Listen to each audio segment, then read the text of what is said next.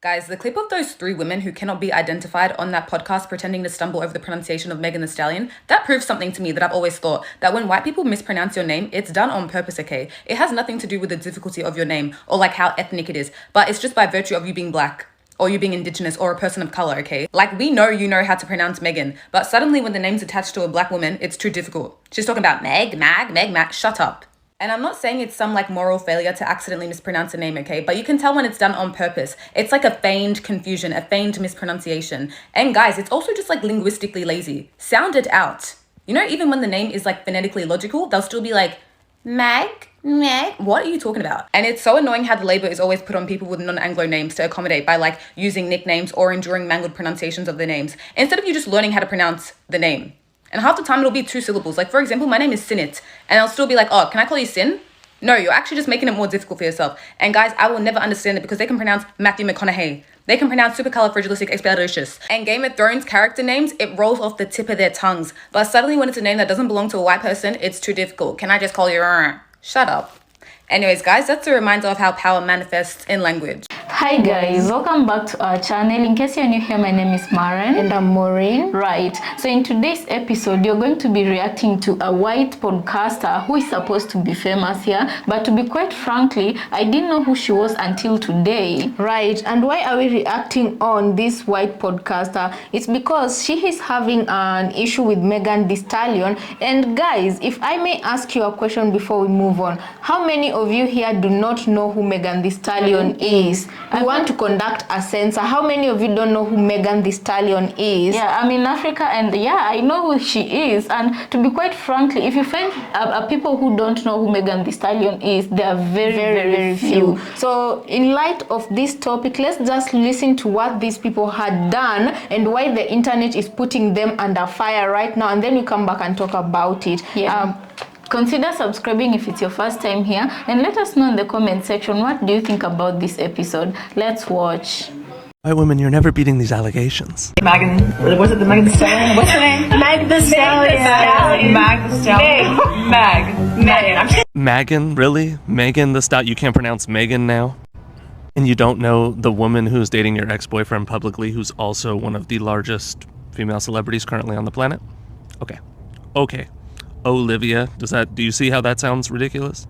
Olivia Davis, it's Olivia Davis. Do you see how I did that? Megan Thee Stallion, they're just words. I wonder what his type is, because Wonder what his type is. Okay. you guys dated that he was talking to other girls when he was talking to you, and like they all look Very like similar, like you they all- guys. yeah. So I'm just curious what his type is. Okay, let's unpack your little microaggressions. He dated you, white. Don't play the blonde game, white. And then the women he was talking to while he was with you, alleged, I don't know the story, looked like you. Just say white, don't play I know you're gonna play the blonde game on the internet. It's like a way of you saying, like, how could he like a black woman? First of all. Second of all, white women are the only ones who make this like a competition, and I'm gonna be the one to tell you, you're not winning this alleged competition that you come up with in your head. And just stop with these ridiculous microaggression games. Pronounce black women, black men, pronounce names the way you would if they looked like you. If I found out one of my exes was dating Megan Thee Stallion, I too would crash out, because that's the appropriate response to that information. What I would not do, however, is text my friends to come over, and while they're on their way, take my podcast microphones out from wherever I store them, set them on my kitchen island, put one of my friends in front of each microphone, proceed to record an entire podcast episode where I not only pretend that I don't know who Megan Thee Stallion is, I also make several bigoted and awful jokes and comments about Megan Thee Stallion. Press stop, unplug all of the equipment, get the memory card, upload it to my computer, put that footage in my editing software, edit for hours this entire episode, take the finished product, upload it to YouTube, put a title, write a description, link all of my socials, publish it for everybody to see, and then be shocked that the feedback isn't what I thought it was going to be.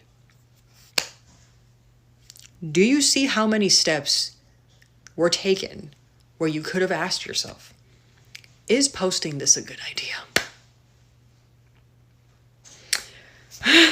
So Lana Rhoades was talking to Chicago Bulls player Torrey Craig's ex-girlfriend on her podcast. Now, Torrey Craig is now dating Meg Thee Stallion, and Lana Rhoades was sitting there and being like, well, I just want to know what's his type.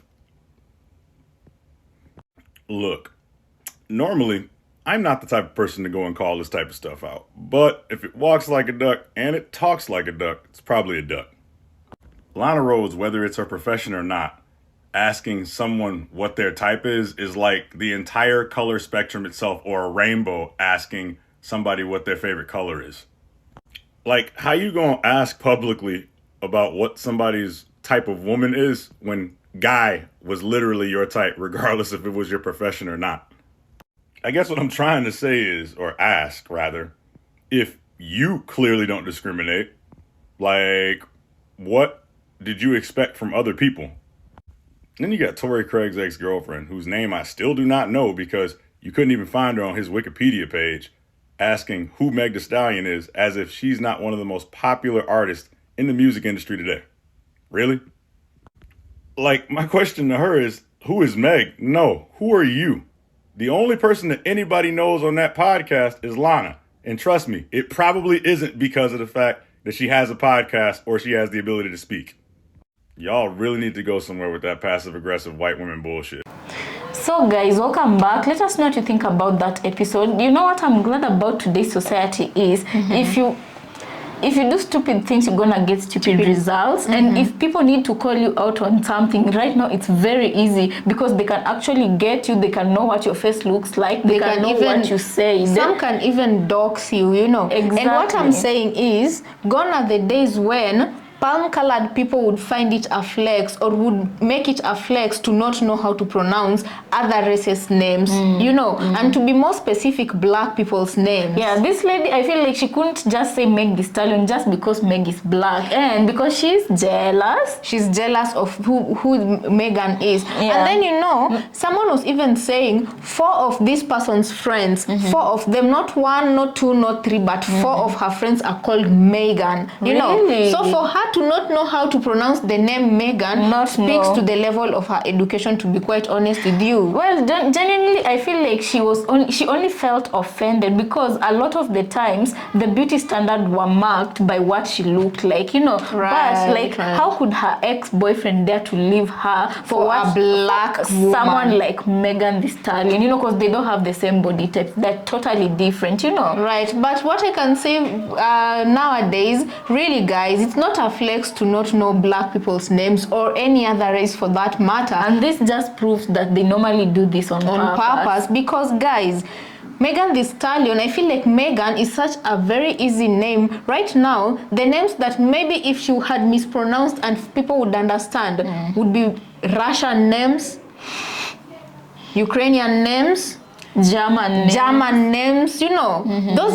Those names I usually find, even myself, they're a bit too hard to pronounce, but people make it a point. People make it a point to learn other people's names. Only rude people will come in front of a big platform, open their mouth widely and mispronounce a very simple. Oh, and another thing, guys, how many of you genuinely believe that this lady did not know who Megan Thee Stallion is? Like, I feel like she embarrassed herself on a public platform. She was hoping to embarrass Megan Thee Stallion and belittle her. But they normally say the battles that you have to pick and choose your battles. You can't knock down someone like Megan Thee Stallion. She has everything. She has money. I bet she's richer than this lady, you know. You don't know the extent of their wealth, both of them, but you can only assume that Megan Thee Stallion is richer than her. Right. And then another thing, we live in an age where like stalking is a real thing. To be honest, I'm also guilty of stalking, but though not criminal. What do I mean? Don't get alerted, guys. But what I mean is that if you